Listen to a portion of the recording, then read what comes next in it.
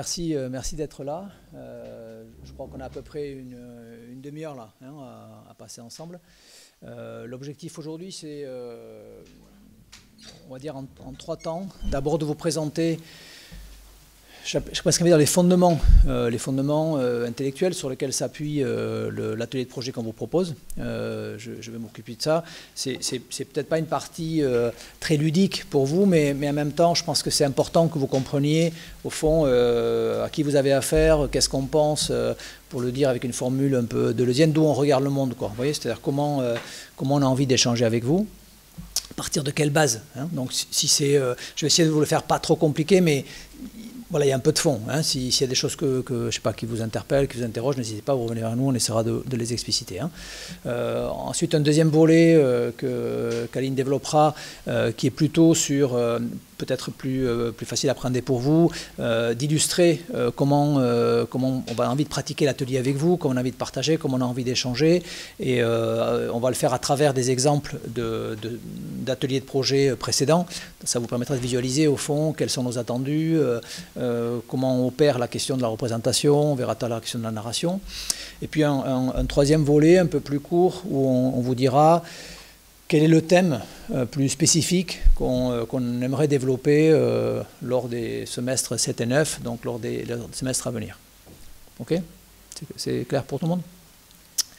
Bon, avant d'attaquer sur le fond, j'ai envie de vous faire une petite, comme ça, un petit mot rapide pour vous dire que au-delà de ce que je vais vous dire là, hein, sur le contenu, le vrai sujet pour nous, c'est d'essayer de partager un moment avec vous qui soit un moment autour du projet et que vous retrouviez ce que j'appelle le plaisir à faire architecture et à faire projet d'architecture. Enfin, je crois que par les temps qui courent, ça me semble important. Et c'est pour nous le pivot, l'axe principal. Hein. C'est-à-dire au-delà des choses un peu plus théoriques que je vais évoquer maintenant, le vrai cœur du sujet, c'est prenez du plaisir à faire du projet, formez-vous, préparez-vous et sortez de cette école avec le maximum d'enthousiasme, le maximum d'énergie positive et le maximum de désir. Hein. C'est quand même ça le fond du sujet. Hein. Donc de retrouver un peu j'ai envie de dire, d'énergie positive. Alors, moi je vais vous faire une présentation sur 4 points. Le premier, je l'ai appelé une équipe pédagogique solidaire. Donc, pourquoi? Parce que on a entendu des sujets sur les équipes pédagogiques, est-ce qu'elles partagent des visions ou pas. Il y a un sujet sur lequel j'avais d'insister, c'est celui-là. C'est-à-dire qu'on est, je pense, très en phase, et je pense qu'on est en phase pour 2 raisons.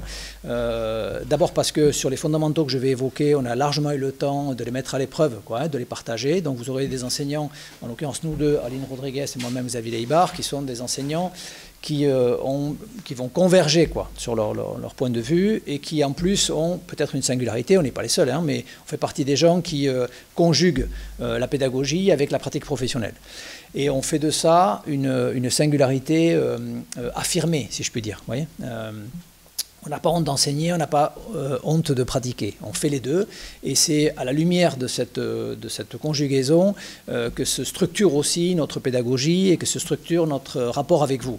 C'est-à-dire qu'on considère, si vous voulez, que aujourd'hui, un des enjeux pour nous, c'est de vous préparer tous à ce qui va arriver maintenant sous peu, malgré tout, hein, c'est-à-dire sous 3-4 semestres, vous allez attaquer le monde professionnel, et qu'un des enjeux, c'est de vous mettre en condition, en tout cas dans les meilleures conditions possibles, pour attaquer cette phase à venir, qui est une phase extrêmement importante, structurante de votre vie. Donc, notre enseignement, il est très imprégné de notre vision de la pratique. C'est notre vision, il y en a d'autres, hein, mais je vais essayer de la décliner. Et de ce fait, d'une certaine manière, elle s'adresse prioritairement, pas forcément exclusivement, mais prioritairement, c'est sûr, à celles et ceux d'entre vous qui auront envie de pratiquer l'architecture en tant que maître d'œuvre. Okay, c'est-à-dire qu'on a clairement cet affichage-là, cette orientation-là, qui est de dire, voilà, on aime l'architecture, on aime la pratique de l'architecture, on a envie de vous former à l'exercice de la maîtrise d'œuvre. Okay, c'est clair, jusque-là, je pense que c'est assez simple. Là où on attaque des choses peut-être un poil plus subtiles, c'est le deuxième volet. Voilà. C'est vers une démarche d'auteur et d'auteur en architecture. Okay.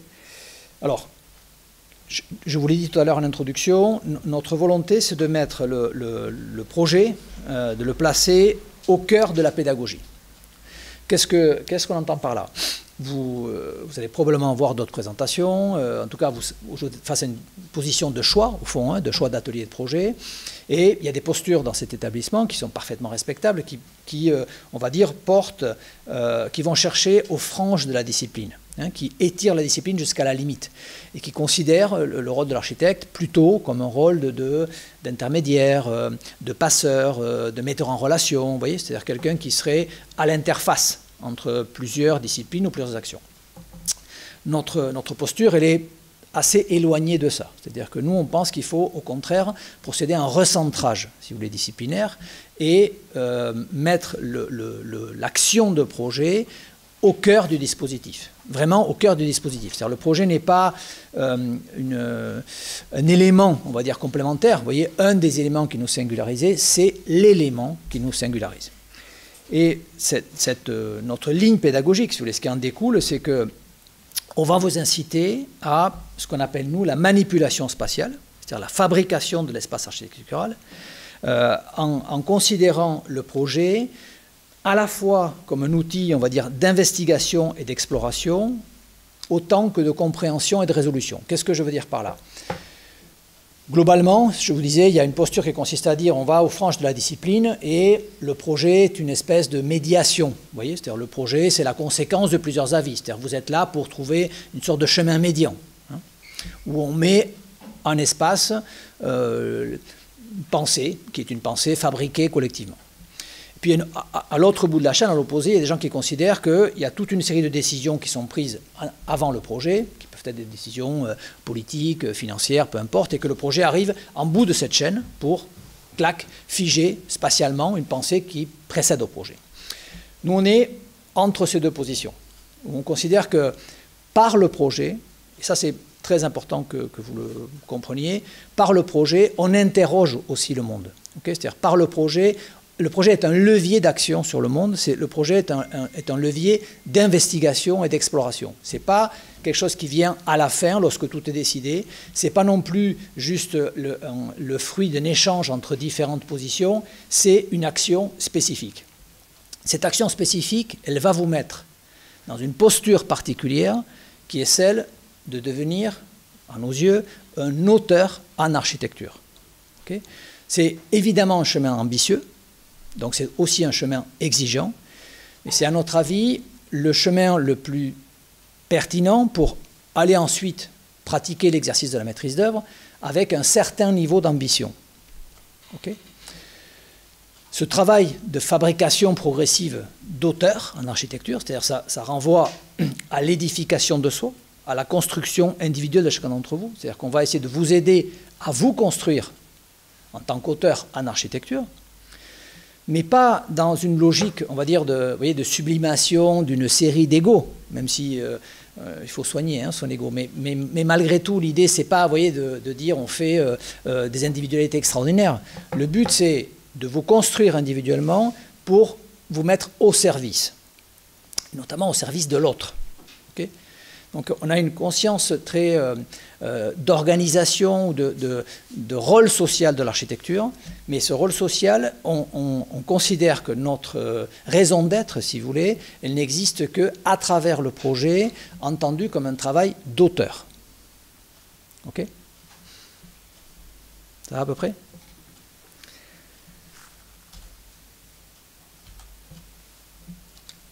Troisième sujet, la pensée engagée. C'est la suite. C'est la suite. Comment on fabrique un auteur ? Un auteur, c'est quelqu'un qui a une espèce d'autonomie de pensée. Okay ? Je vous dis tout à l'heure, c'est super exigeant, c'est très difficile. Pourquoi c'est encore plus difficile pour vous ? Sans doute que cela a été pour nous. Parce que, avant votre génération, il y a eu des gens avant vous, comme vous pouvez le constater, et globalement, il y avait des corpus théoriques, si vous voulez, assez établis, c'est-à-dire que les lignes de pensée, les axes de pensée étaient assez identifiés. Et il n'y en avait pas, voilà, on pouvait les aborder, quoi. Vous êtes une génération qui est confrontée à un temps que moi j'appelle un peu sauvage et incertain. Hein, c'est-à-dire qu'il y a une sorte d'éclatement des corpus théoriques, c'est-à-dire qu'il y a une quantité de points de vue qui s'additionnent les uns aux autres. vachement difficile de se repérer là-dedans.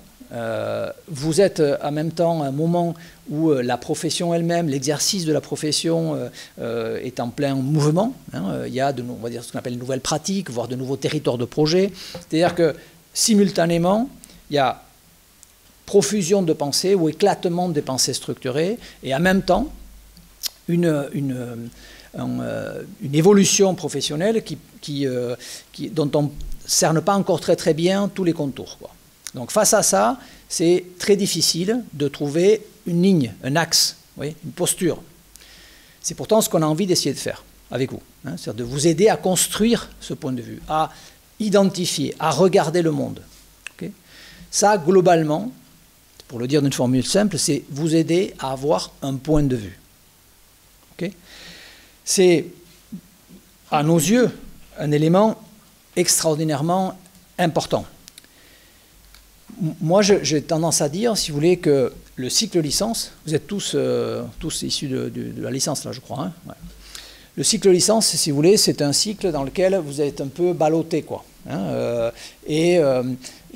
on va dire, globalement, votre sens critique est relativement peu mis à l'épreuve parce que vous êtes dans une phase d'apprentissage.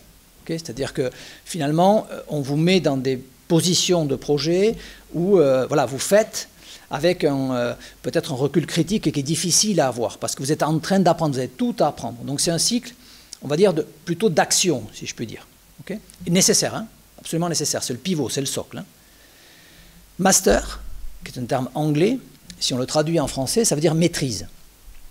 Okay, donc l'objectif pour nous, c'est, à travers la pensée engagée, de vous aider à maîtriser. C'est-à-dire c'est un moment où on change la temporalité, okay, on est moins dans cette espèce d'enchaînement continu, il y a un peu de... Voilà, le tempo change un peu, mais en même temps, on va dire l'ambition intellectuelle du projet, le curseur ambition, prise de distance, recul critique, augmente un peu. Vous voyez, c'est comme si on avait deux curseurs. Hein. Il y a un curseur en licence de très haute intensité du fer, encore une fois, à mes yeux, absolument nécessaire.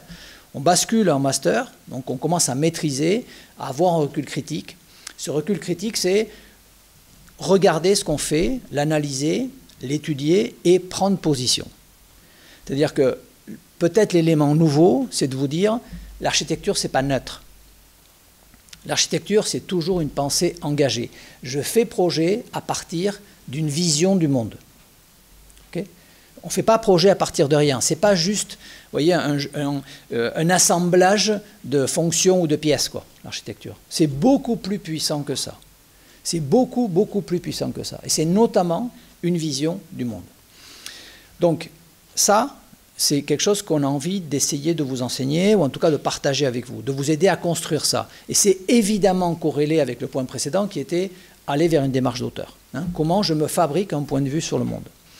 Donc, je ne sais pas si vous suivez le raisonnement. Hein, il y a de la manipulation spatiale, il y a des choses qui vous seront familières parce que vous l'avez pratiqué, il y a des choses qui vous le seront un peu moins, c'est qu'on va vous demander d'avoir une posture, de prendre position, d'avoir un point de vue. Ce qui est évidemment difficile. On va voir après quels moyens on se donne pour faciliter ça, hein, la prise de position, la posture, le regard. À peu près clair jusque-là ? Continue. Architecture située, on va dire le thème, quoi, hein, l'intitulé général de l'atelier. Alors, l'architecture située, on pourrait se dire, c'est un pléonasme au fond, quoi. Hein, l'architecture, elle est toujours située, elle est toujours dans un endroit, elle est localisée, quoi. Bon, pourquoi on l'appelle comme ça? Parce que, de notre point de vue, la question, c'est de considérer, si vous voulez, la situation, ce qu'on appelle le contexte, beaucoup plus que comme un support. Vous voyez, c'est-à-dire que quand on est dans l'action, dans le faire, quelquefois on a tendance à réduire le territoire de projet à un support. Vous voyez, un support où on prend des dimensions, une topographie et quelquefois pas beaucoup plus. Notre sentiment, c'est que le contexte, c'est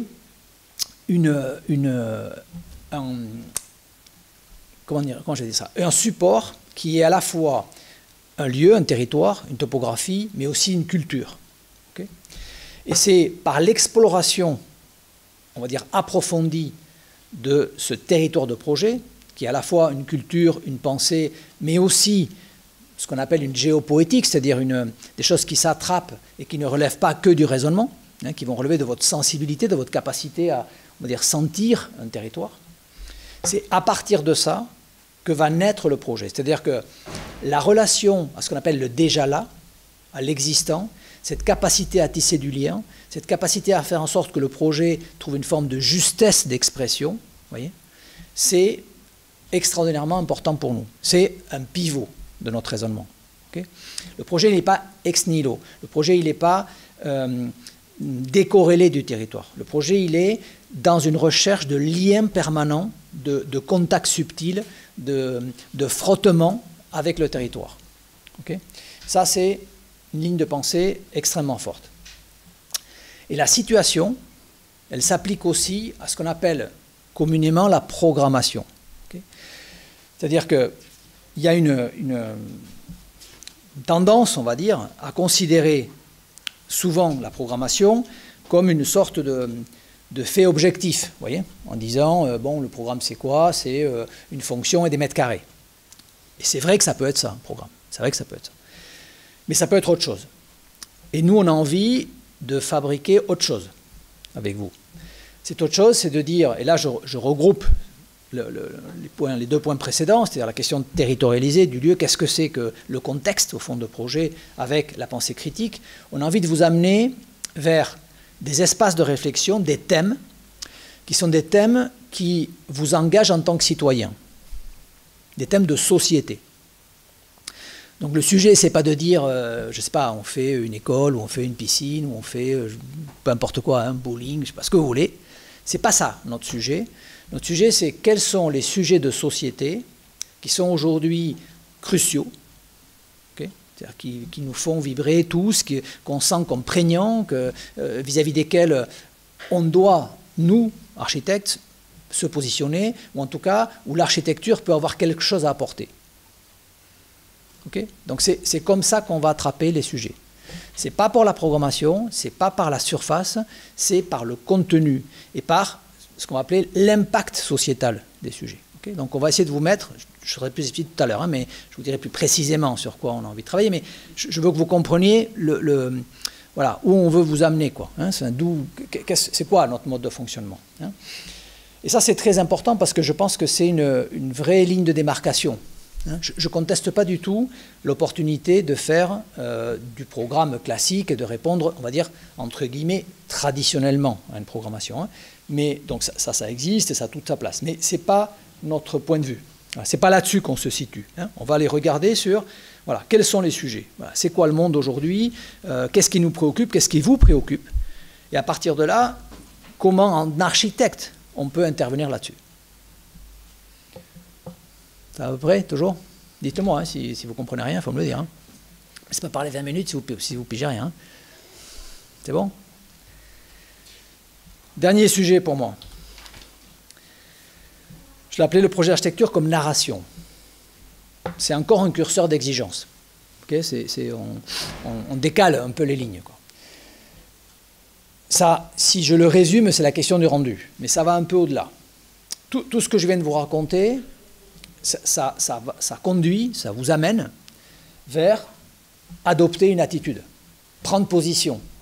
Okay, je vais le dire un peu, je sais pas, agir en conscience, en quelque sorte.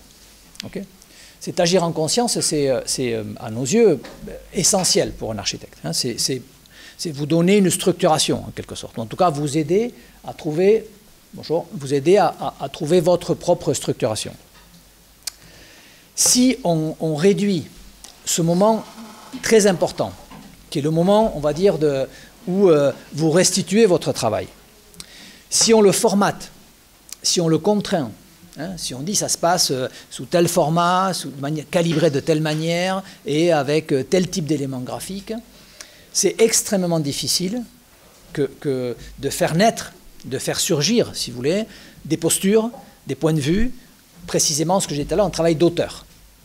Donc un des enjeux forts, très forts, de notre atelier, si vous voulez, il consiste à vous mettre en situation d'avoir une forme d'ouverture vis-à-vis de cette restitution, en disant le sujet, c'est la narration, c'est-à-dire raconter une histoire. Si je dois le résumer d'une formule simple, on va essayer, pour ceux qui viendront avec nous, de construire une histoire ensemble, okay, et qu'à la fin, chacun la restitue à sa manière. Okay.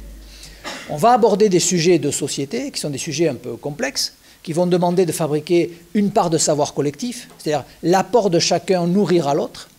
Et donc la formule d'atelier, Aline vous dira plus précisément comment ça se passe, mais je veux que vous compreniez le sens d'abord.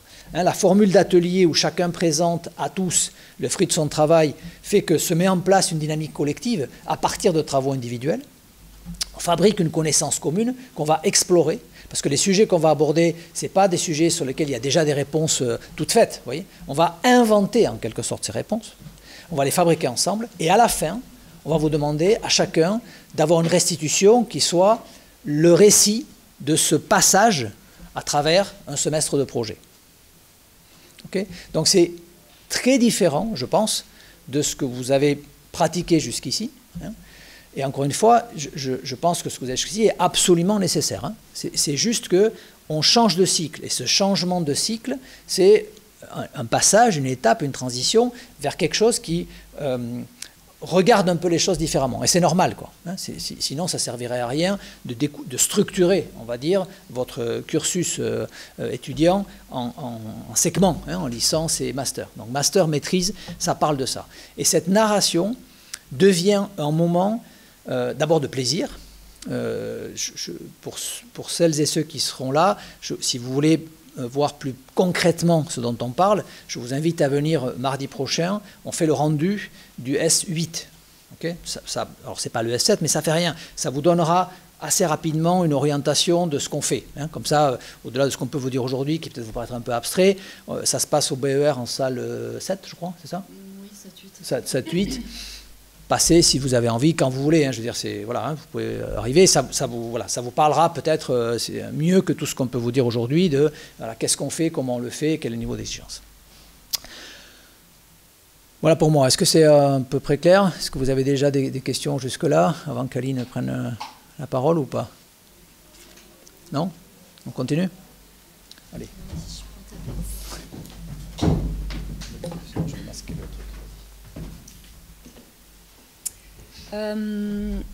Alors, l'atelier de projet. Bon, Xavier disait, c'est un atelier un peu particulier, on change de cycle et on change aussi peut-être de dispositif par rapport à ce ce que vous avez pu connaître donc en licence, ou en tout cas, je vois des têtes ici que j'ai déjà croisées, et à cette manière de faire atelier tous ensemble dans un atelier, d'aller d'un groupe à l'autre et d'être comme ça. Voilà. Ici, dans l'atelier de projet que nous on mène, il y a une sorte de groupe qui se forme, si vous venez avec nous. Il est vertical, S7, S9. C'est important de le dire. Il ne faut pas que vous soyez impressionnés de ça. Au début, c'est vrai que quand on est en S7 et qu'on se dit, voilà, il y a les S9, ils sont quand même 2 semestres plus en avant, ils ont peut-être des compétences déjà plus établies, et ils vont plus vite. Et moi, j'ai trouvé, en venant travailler avec Xavier, que cette verticalité, ce double niveau, avait un effet d'entraînement très puissant, et qu'il ne faut pas qu'en S7, vous soyez impressionné de ça. Il faut vous mettre en confiance tout de suite. On ne jugera pas de la même manière, c'est sûr. On est bienveillant vis-à-vis de ça. Et voilà, il arrive que des S7 arrivent à des niveaux de S9 juste par cet effet moteur et parce qu'ils sont là. Donc l'atelier de projet, c'est un lieu du coup qui est un peu introverti. On est ensemble une fois par semaine.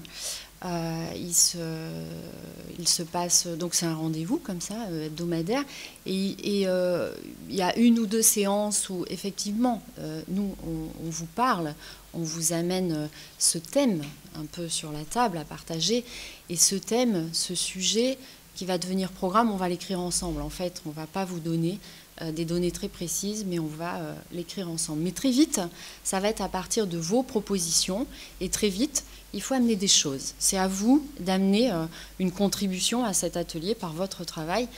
Et ce travail, ce qui peut sembler aussi un peu rébarbatif, un peu répétitif, mais qui à la fin amène une richesse très très forte, très grande, c'est que ce travail, chacun le pose devant les autres tout le temps.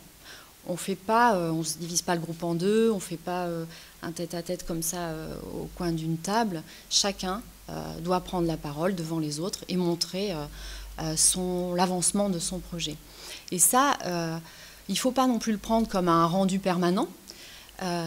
C'est à travers ça que cette histoire de narration, cette histoire de récit va se construire. Parce que, au fond, ce qui nous importe, c'est que, évidemment, chacun élabore cette posture dont a parlé Xavier, et que cette posture individuelle, elle devienne de plus en plus forte et claire au fil des semestres pour conduire au PFE. Et c'est presque pour conduire naturellement au PFE, mais aussi ce qu'on aime, c'est que chacun d'entre vous ait une connaissance ultra précise des projets des autres, voire s'en inspire, voire voilà, partage des choses.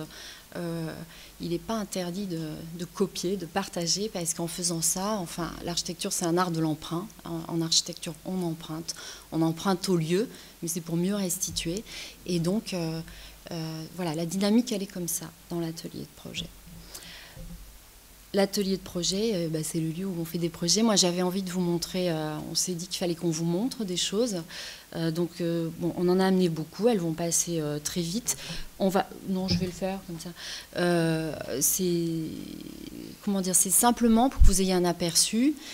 C'est pas pour vous impressionner non plus, on ne va pas rentrer dans le détail, mais c'est pour que vous compreniez l'importance de la représentation en architecture, l'importance que nous, on lui accorde. Dès la première année, cette question, elle est super importante parce que l'architecture, on pourrait dire, moi j'aime bien dire, l'architecture n'est jamais là. On l'habite tout le temps, on est tout le temps dans des lieux, mais un projet, il est une fois quelque part, c'est singulier, une fois qu'il est édifié, qu'il est bâti, et quand il est quelque part, il faut qu'on se déplace pour aller voir ce lieu, ou alors qu'on convoque des images de ce lieu. Voilà. Et quand elle n'est pas encore là, cette architecture, il faut la projeter. Donc, ces moyens de représentation, c'est ontologique, on en a besoin. Et donc, nous, on y attache une importance capitale. C'est-à-dire que chacun d'entre vous ne va pas avoir les mêmes aspirations.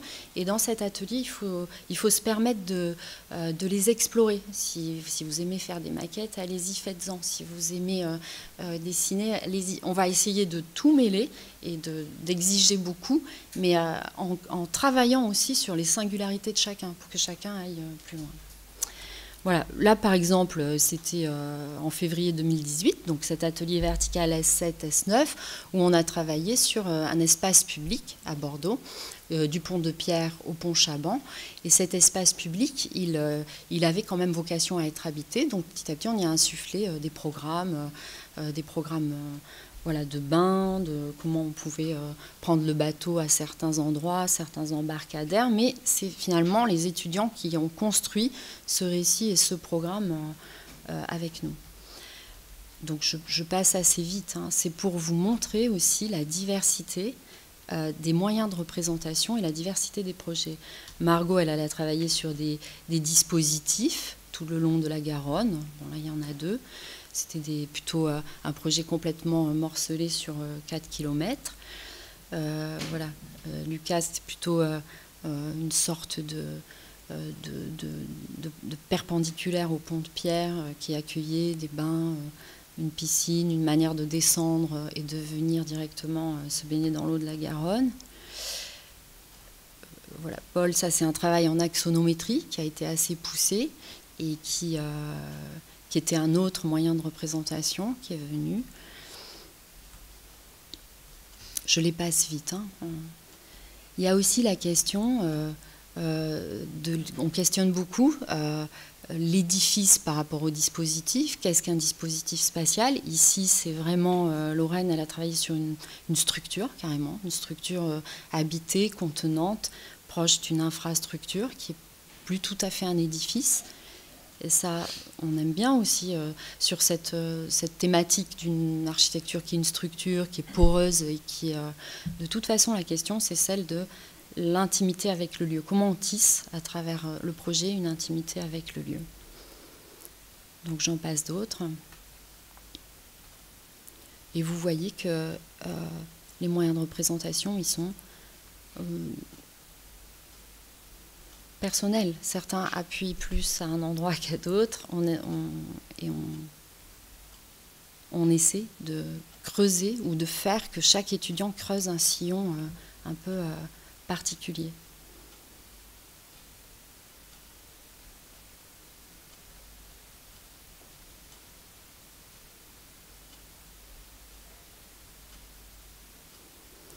Mathias, il avait essentiellement travaillé en maquette. Après, avec ses maquettes repassées en photographie, en infographie, c'était un rendu pratiquement tout en maquette. Et Loïc, lui, il travaillait énormément en croquis. Donc tout se convoque et tout se met ensemble pour ensuite aller vers des postures individuelles et des projets individuels, mais qui sont tous connus de tous, partagés et qui nous apprennent. Et moi, ce que je voulais introduire aussi ici, c'était la dimension des productions collectives qu'on a dans l'atelier, qu'on n'arrive pas à mettre systématiquement en place à chaque semestre, mais qu'on essaie de faire, si vous voulez, au fil de l'atelier. Parfois, ça vient au début, parfois, ça vient à la fin. On essaie, en fait, de faire en sorte que ces projets, si on les met ensemble, ça fait quelque chose, ça peut faire quelque chose d'assez puissant. Et c'est vrai qu'un rendu, un jour de rendu, vous en avez vécu un hier, voilà, il est passé, il est fini, on ferme l'atelier, on s'en va, on passe à autre chose. On aime bien les fixer, ces productions collectives. Et dernièrement, on a pu faire on a pu leur donner deux formes. La forme de publication, il y a eu 3 publications en 2015-2016 et 2016-2017 qui essayaient de mettre ensemble justement cette thématique de travail.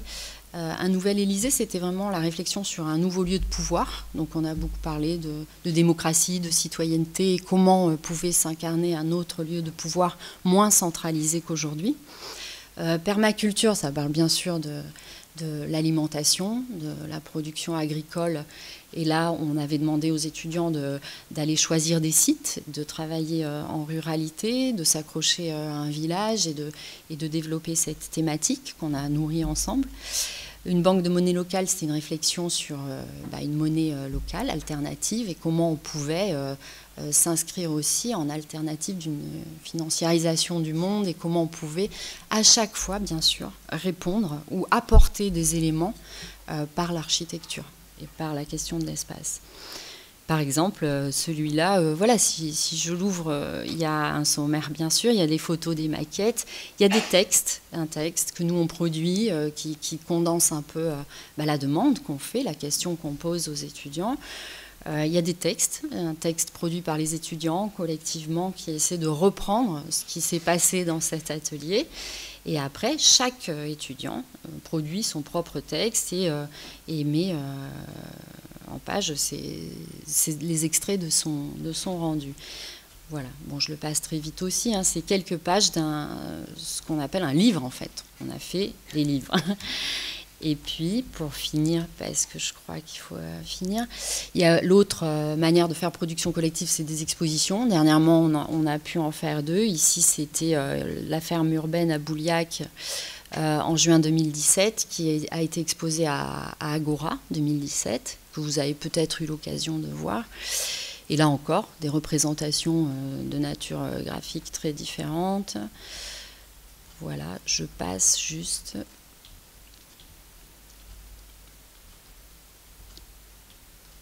Là, il n'y a pas, mais des étudiants produisent aussi des vidéos, produisent des images mouvements.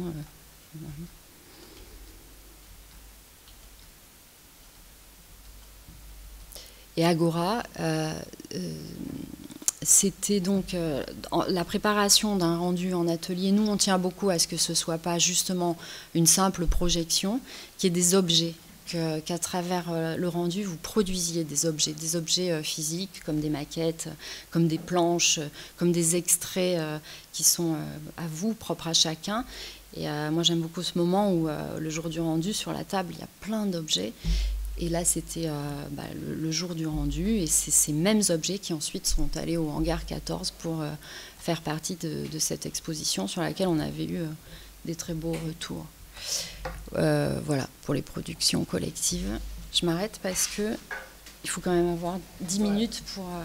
Peut-être juste un mot sur le...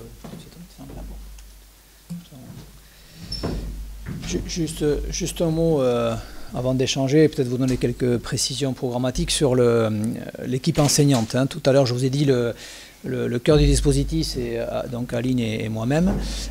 Mais cette année, pour ceux qui viendront avec nous, il y aura également des cours-conférences d'Olivier Chadouin sur la question de la pensée engagée. C'est-à-dire qu'est-ce que c'est qu'un travail d'auteur, qu'est-ce que c'est une pensée engagée. Je pense qu'il interviendra 1 ou 2 fois pour vous aider à fabriquer un peu ça, à mieux comprendre comment ça se situe dans l'histoire. Voilà, et de Vincent Lefort sur la question de la narration, de l'écriture, du récit, quoi. Okay. Donc le quotidien de l'atelier, c'est nous deux. Et elle l'a dit, mais je le répète, on est ensemble, c'est en simultané, c'est-à-dire c'est pas l'un puis l'autre. Le travail se fait en binôme. Est-ce que vous avez des questions avant de vous donner quelques précisions de plus sur le thème et sujet? N'hésitez pas, n'ayez pas peur si vous posez des questions. Je vous sens très, très en réserve là tous. Oui.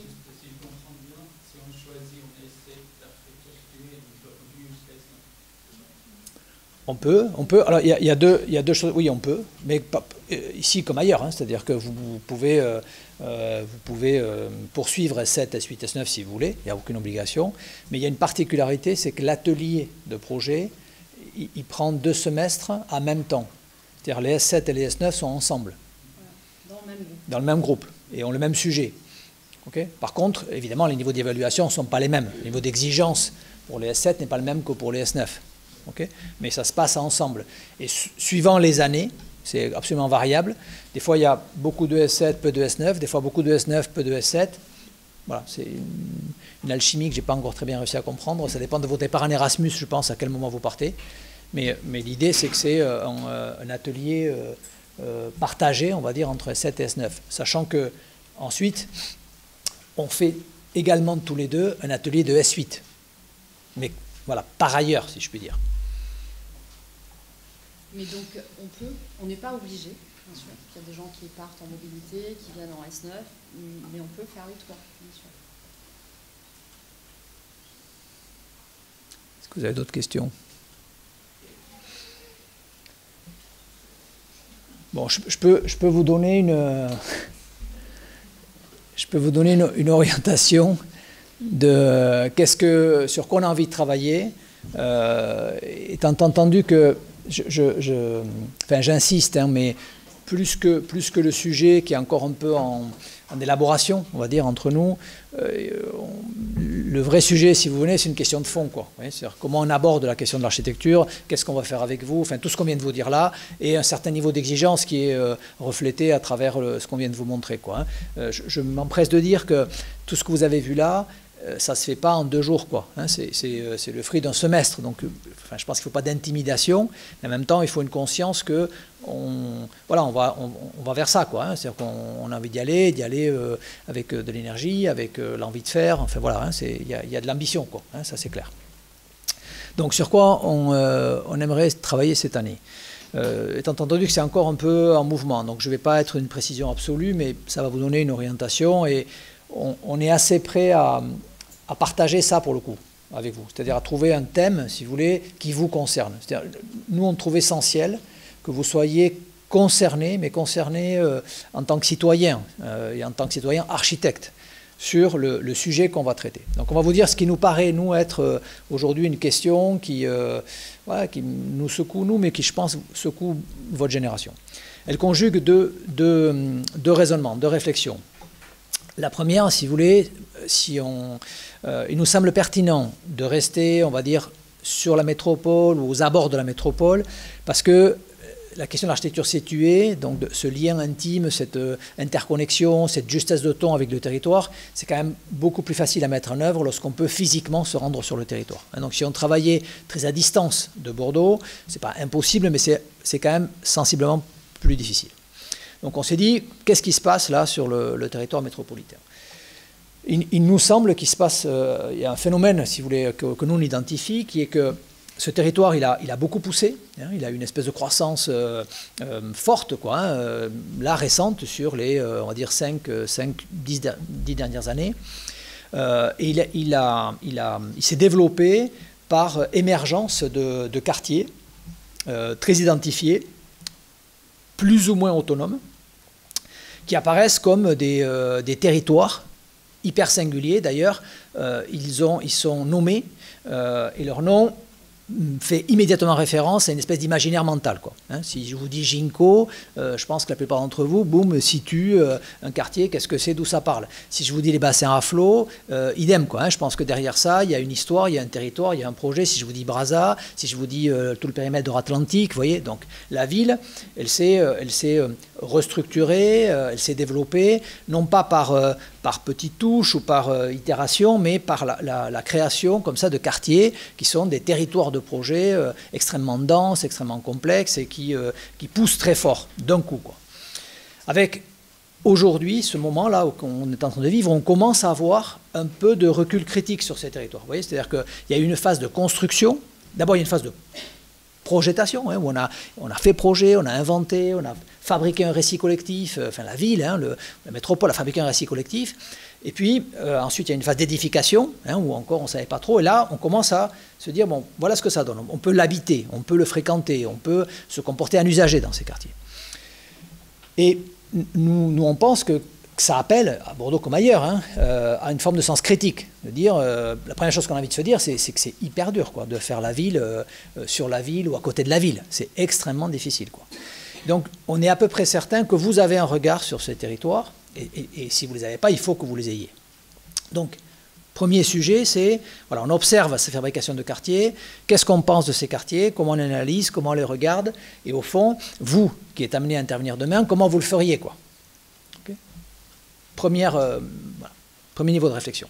Et on a des exemples concrets, donc on peut aller visiter, on peut s'y rendre, on peut avoir une analyse critique partagée, vous voyez, en disant qu'est-ce qui fonctionne moins bien, quoi. Puis un deuxième sujet qui n'a rien à voir avec la métropole bordelaise, qui est beaucoup plus transverse, qui est national, voire européen, moi j'ai presque envie de dire mondial, qui est une sensibilité croissante très forte, très largement portée par votre génération, vis-à-vis, on va dire, de l'écologie au sens large. Okay, c'est-à-dire qu'aujourd'hui, on l'a vu aux élections européennes, on le voit dans les mouvements lycéens, il y a une espèce d'attention portée à des phénomènes qui sont, on va dire, qui touchent à l'équilibre planétaire. Okay, et qui, évidemment, ont des répercussions sur comment on habite, comment on se nourrit, comment on travaille, quelles sont vos aspirations pour demain, et qu'est-ce que c'est ce rapport à ce qu'on appelle, d'un terme un peu générique, un peu vague, la nature. Okay, j'ai envie de dire, qu'est-ce que c'est le rapport à la planète. Okay, ces phénomènes-là, ils sont aujourd'hui ultra prégnants. Hein, on l'a vu, l'écologie, troisième force politique en France, ça a secoué quand même, quoi, hein, bon, plus tous les mouvements très largement portés. Donc on se dit, et si on conjuguait ces deux questions, okay, c'est-à-dire si on conjuguait la question de la fabrication de nouveaux quartiers, comment on les fait, avec, on va dire, l'aspiration environnementale, hein, que votre génération en particulier porte, mais pas que. Hein. Et si on se disait, au fond, qu'est-ce que c'est? Est-ce qu'on peut, avec un peu de recul critique, réinterroger ce qu'on a appelé pendant longtemps les éco-quartiers, quoi. Oui, est-ce qu'on peut sortir des lieux communs? Est-ce qu'on peut sortir des questions normatives pour l'aborder sous un angle plus sociétal, okay, en disant, au fond, chacun d'entre vous, de quoi vous avez envie demain pour habiter, pour travailler, pour consommer? De quoi? Et il se trouve qu'à Bordeaux, il y a un territoire, je ne sais pas si vous avez entendu parler, qui est en mutation potentielle, on va dire, qui fait l'objet de beaucoup de discussions, de débats contradictoires assez vifs, hein, y compris sur le plan politique, voilà, il y a de l'affrontement, et c'est bien, qui est le territoire de la Jalère. C'est-à-dire la Jale, c'est tout cet écosystème qu'il y a, on va dire, autour du stade, du grand stade à Bordeaux. à Bordeaux-Lac, hein, donc qui est un territoire qui est un des derniers territoires, on va dire, de l'immédiate périphérie de la ville, centre, Bordeaux, qui offre un potentiel de développement incroyable, c'est-à-dire qu'il y a du foncier, pour le dire très trivialement, mais qui suscite la controverse en disant est-ce qu'on touche ou est-ce qu'on ne touche pas, quoi. C'est-à-dire qu'il y a des gens qui disent surtout pas, territoire naturel, on ne fait rien, on le sanctuarise, et puis il y a un projet qui a été fait par, en l'occurrence, le même urbaniste qui a fait le quartier des bassins à flot, qui dit non, c'est un territoire qu'on peut investir, mais il faut l'investir avec une certaine délicatesse, avec une stratégie. On vous en dira plus le moment où on lancera le projet. Et nous, on pense que ça pourrait être assez pertinent que vous regardiez ce territoire-là. C'est-à-dire que vous vous positionniez là-dessus, qu'on se positionne ensemble en disant, voilà, on conjugue l'idée de fabriquer un morceau de ville, et qu'on remette à plat des questions aussi fondamentales que la densité, par exemple. Oui, c'est quoi aujourd'hui la densité en ville et en fonction de la nature de la ville, oui, au sein du territoire dans lequel on est. La question de la hauteur, la question de la matérialité, la question des usages. Je vous disais tout à l'heure, c'est quoi l'aspiration à habiter ? Qu'est-ce que c'est habiter ce territoire-là, qui est, on va dire, aux franges de la ville aujourd'hui? Qu'est-ce que c'est travailler dans ce territoire? Qu'est-ce que c'est consommer dans ces territoires? Donc on a envie de conjuguer un peu ça, mais le regarder pas sous un angle normatif, technique, vous voyez, labellisation, mais plutôt sous un angle d'aspiration collective. Qu'est-ce qui vous porte? Parce qu'il y a des chances que ce qui vous porte entraîne aussi les autres. Oui. Au fond, c'est quoi votre point de vue sur ce sujet-là? Voilà, donc vous voyez, on est très loin de programme-projet, quoi. Hein, c'est pas tant de mètres carrés à tel endroit, hein, parce qu'on peut même imaginer que sur un territoire comme ça, il y a des attitudes extrêmement différentes. Extrêmement différentes. Hein, on peut considérer que l'intervention se fait de manière presque, vous voyez, ponctuelle, une sorte d'acupuncture urbaine par petits points, ou des gens qui diront je concentre, je densifie à tel endroit, je reste le reste du territoire vierge, d'autres qui fabriqueront des quartiers plus, entre guillemets, inspirés de ce qui existe, c'est-à-dire qu'on peut avoir des postures de projet incroyablement différentes, quoi. Et peut-être qu'au bout de quelques semaines, quand se fabriquera une pensée un peu collective, on aura peut-être des familles de projets, on a déjà eu fait sur des grands territoires, et que par famille de projets, on investiguera, si vous voulez, des manières, encore une fois, d'habiter, de travailler, de consommer sur ce genre de territoire. C'est une question d'hyper-actualité à Bordeaux. Hein. C'est-à-dire, ce quartier-là, c'est sans doute un des enjeux du prochain mandat, et du point de vue de l'urbanisme, je parle, hein, et des municipales. Donc c'est un vrai sujet, c'est un vrai sujet. On a la possibilité en plus, donc l'urbaniste qui a fait le projet aujourd'hui s'appelle Nicolas Michelin. Je pense que c'est envisageable, hein, de le faire venir pour vous dire voilà comment lui a pensé, hein, ce quartier-là, et qu'à partir de là, voilà, ça enclenche une discussion et un travail qui pourrait être le vôtre. À vous maintenant. Dépêchez-vous. 3 minutes.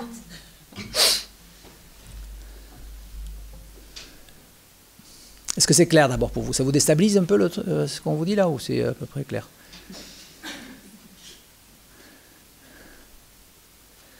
N'ayez pas peur.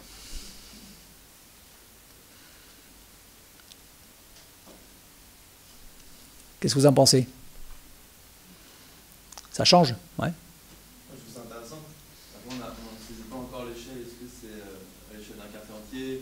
Qu'est-ce qui va être, ça va être du logement? Est-ce que ça va tout englober? Ou est-ce que ça va décider petit à petit et voir est-ce que c'est des programmes? Est-ce que c'est du logement? Est-ce qu'on conjugue tout ça? C'est intéressant peut-être. Vous avez dit qu'on fait le programme ensemble tout le monde, donc peut-être que chaque personne serait un peu...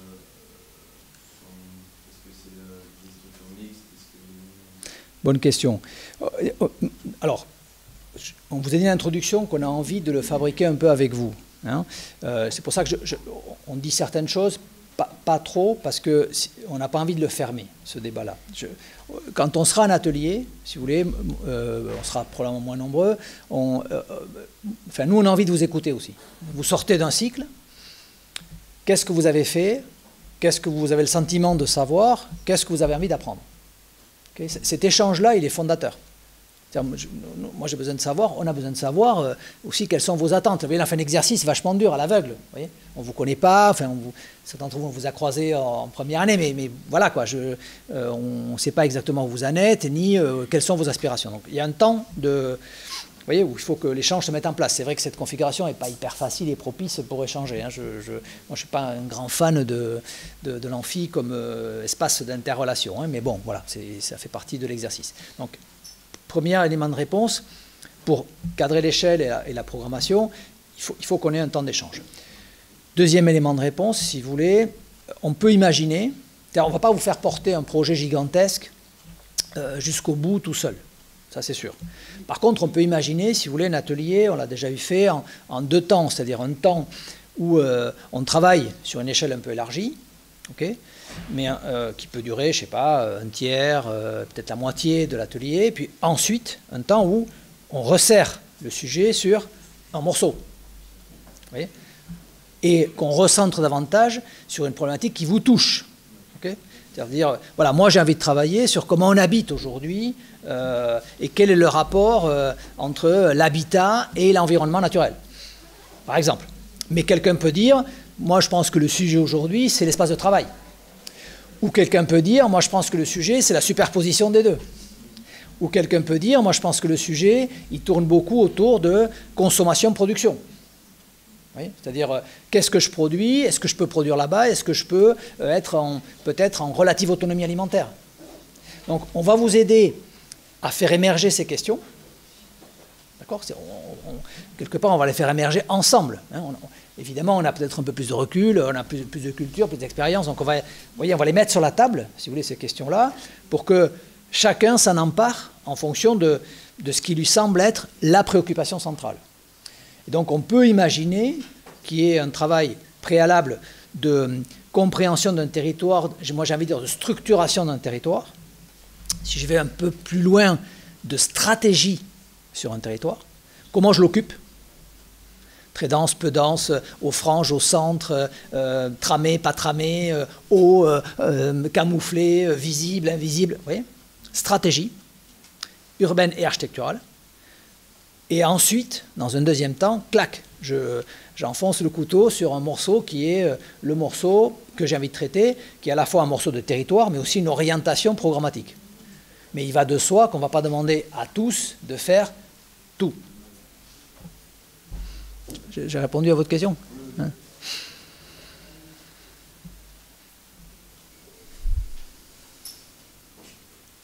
Est-ce qu'il y a d'autres questions? Pour ceux qui sont arrivés à la fin, qui n'ont rien entendu, vous avez des questions? N'ayez pas peur, posez des questions. Des questions, des compléments d'information, si vous voulez, quoi.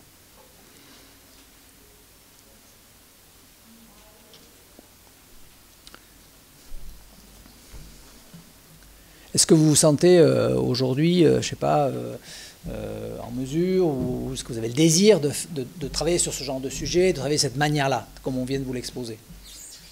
Je pense que après les 3 années de licence, je pense que ça va être intéressant, important de se baser un peu plus sur quelque chose d'intellectualisé plutôt que dans la production pure et dure des plans. Comme je l'ai dit, c'était une phase importante et essentielle. Et ça, maintenant prendre de la hauteur, je pense que ça va faire bien à tout le monde. Ok, je comprends ce que vous dites.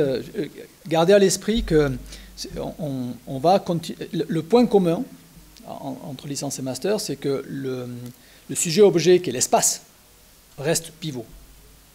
Okay, ça, c'est invariable. Première année, 5e, 6e, 45e, c'est notre thème de travail, okay, c'est l'espace. Et donc on va continuer à le manipuler, à le tordre, à l'étirer, à le chercher par l'espace. Okay, donc ça c'est commun. Effectivement, vous l'avez dit, peut-être le pas de côté, en quelque sorte, c'est de dire toute cette fabrication spatiale, cette manipulation spatiale, elle est portée par une pensée. Et elle est portée par une pensée engagée. Peut-être c'est là, oui, je pense que vous avez compris, mais c'est là pour préciser le truc. Et comment je fabrique une pensée engagée. Ça, c'est exigeant. C'est dur, hein, vous voyez, de fabriquer un point de vue qui va au-delà de lieux communs. Si on faisait un sondage là comme ça rapide, voilà, c'est quoi habiter le territoire de la Jalle aujourd'hui, c'est quoi l'écologie, c'est quoi l'environnement en ville. Probablement que ce qui viendrait comme ça vite, c'est des choses un peu, vous voyez, de l'ordre de lieux communs, de ce qu'on a déjà entendu, enfin, sans une grande force, quoi. Donc, arriver à se positionner là-dessus avec du sens critique, avec de l'épaisseur, avec vous voyez, un truc puissant, et en même temps de le ramener sur son territoire, c'est-à-dire l'espace. Moi, architecte, qu'est-ce que je peux apporter là-dedans? C'est exigeant. Voilà, c'est exigeant. Donc, c'est pas un changement de rythme, vous voyez, c'est pas... c'est juste, on décale un peu le truc, quoi. Hein, et effectivement, on dessine en conscience. Donc, ça vous engage individuellement et ça vous engage en tant que citoyen, d'une certaine manière. C'est là-dessus qu'on a envie de porter le message.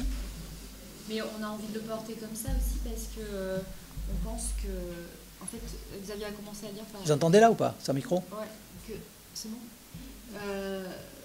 Voilà, qu'à l'extérieur, on travaille tous les deux dans agences et ateliers respectifs. Et qu'il nous semble aussi que la nature de la commande a changé. C'est super. Enfin, ce qui était 100% des cas autrefois, j'allais dire il y a 15 ans, où une collectivité, une municipalité, une maîtrise d'ouvrage nous donnait un programme, un site, un budget, bon, la trilogie nécessaire. Aujourd'hui, c'est pas comme ça. C'est de moins en moins comme ça. On vient nous chercher en amont. Il y a une espèce de questionnement de l'architecte en amont. Et l'architecte, il est convié à... Voilà, à participer à des discussions, à aller voir des lieux, à se positionner sur ces lieux, à donner un avis et à commencer à la fabriquer, cette programmation. Et donc, toute la nature de la commande, elle change, toute la nature de la relation à la maîtrise d'ouvrage, elle change.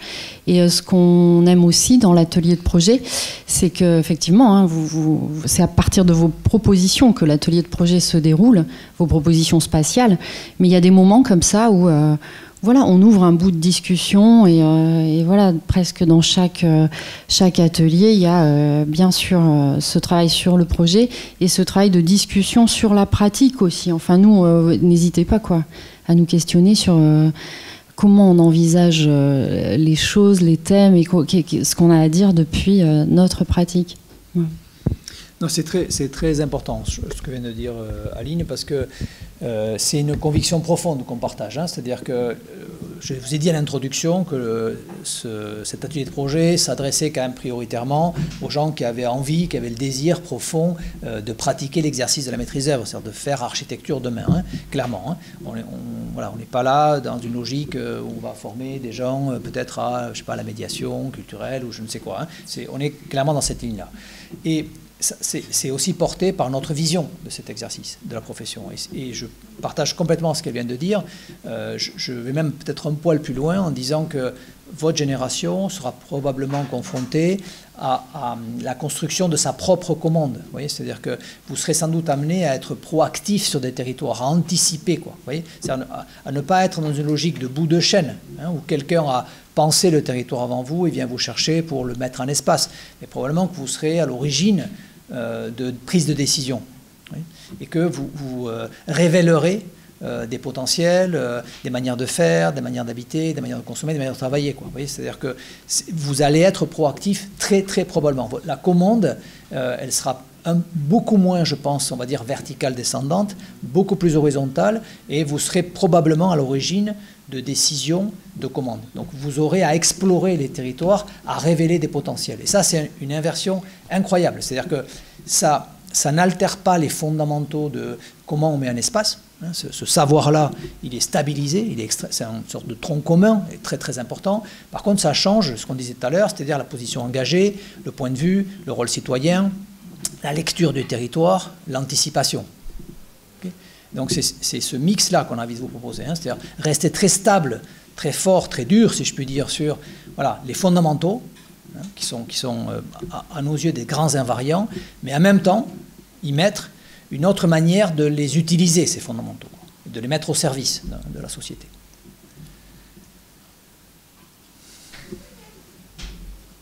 C'est là ?